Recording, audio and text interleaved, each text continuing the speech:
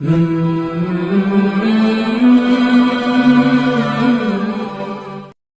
اللہ الرحمن الرحیم للہ المشرق والمغرب، اور اللہ ہی کے لیے ہے مشرق اور مغرب کے اطراف۔ فَأَيْنَمَا تُوَلُّوا فَثَمَّ وَجْهُ اللَّهِ، بس تم جس طرف چاہو منہ پھیر لو، فَثَمَّ وَجْهُ اللَّهِ، بس اللہ اسی طرف متوجہ ہے۔ ان اللہ واسع علیم، بے شک اللہ بخشنے والا اور علم رکھنے والا ہے۔ یہ سورۃالبقرہ کا آیت نمبر 115 ہے۔ گزشتہ آیت میں اللہ رب العزت نے یہ ارشاد فرمایا، یہ باتوں کا ذکر آیا کہ لوگوں کو مسجد سے نہ روکا جائے، اور لوگوں کو جو مسجد سے روکتا ہے وہ بڑے ظالم ہیں۔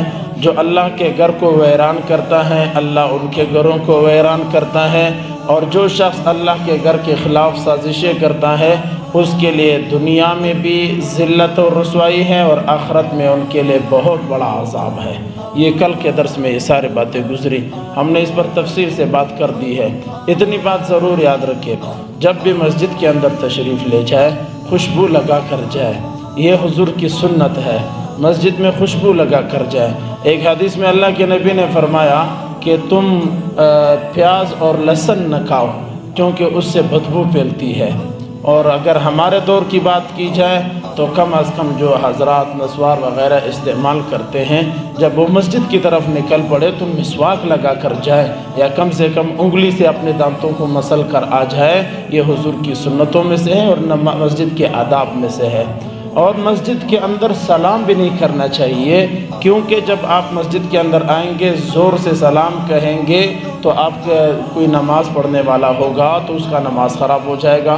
اس لیے اگر کسی کے ساتھ قریب میں بیٹھ کر سلام کر لیا تو کوئی حرج نہیں ہے، لیکن زور سے سلام کہنا یہ بھی مسجد کے آداب کے خلاف ہے۔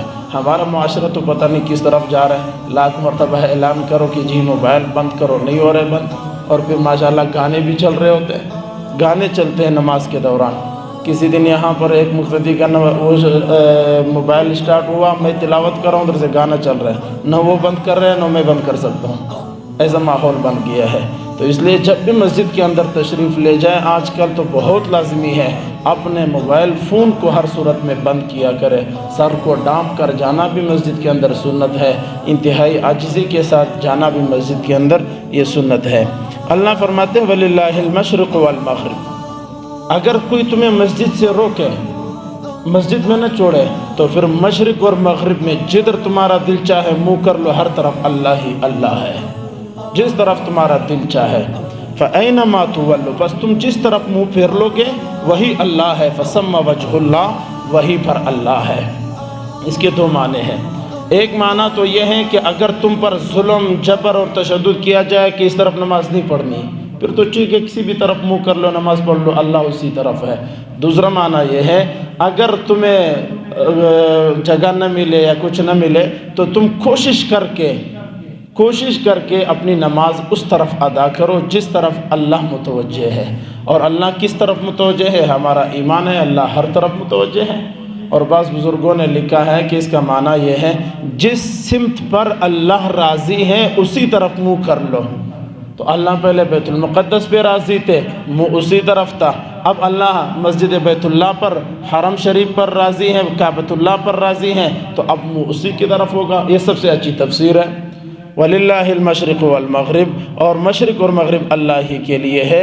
فَأَيْنَمَا تُوَلُّوا، پس تم جس طرف منہ کر لو، فَثَمَّ وَجْهُ اللَّهِ، پس اللہ اسی طرف متوجہ ہے۔ ایک دہریہ نے امام اعظم ابو حنیفہ رحمۃ اللہ علیہ سے کہا تمہارا خدا کس طرف ہے؟ ابھی اسی وقت بتاؤ تمہارا خدا کس طرف دیکھ رہا ہے، اس کا منہ کس طرف ہے؟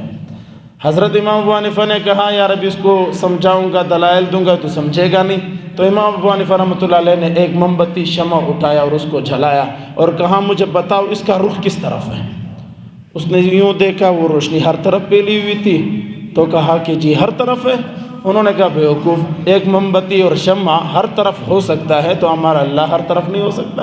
اللہ ہر طرف ہوتا ہے۔ فسمى وجہ اللہ، پس وہی ان اللہ واسع علیم، بے شک اللہ رب العزت بخشش کرنے والا اور علم رکھنے والا ہے، یعنی اللہ وسعت دینے والا ہے۔ اگر کبھی تم نے ایک مسئلہ بھی یہاں پر اچھی طرح سمجھ لیں، انسان جب کسی علاقے میں جاتا ہے تو اس کے لیے بہترین ہے کہ پہلے قبلہ معلوم کر لے۔ آج کل تو موبائل آ گئے اور آسان ہے، لیکن پھر بھی اگر نہ ملے تو تحری کرے، کوشش کرے، جس طرف آپ کا یقین ہو تو یہ قبلہ ہے، بس اسی طرف قبلہ ہے۔ یہی آیت کا مقصد ہے، اور یہی اسی علماء اور فقہا کا فتویٰ بھی اسی کے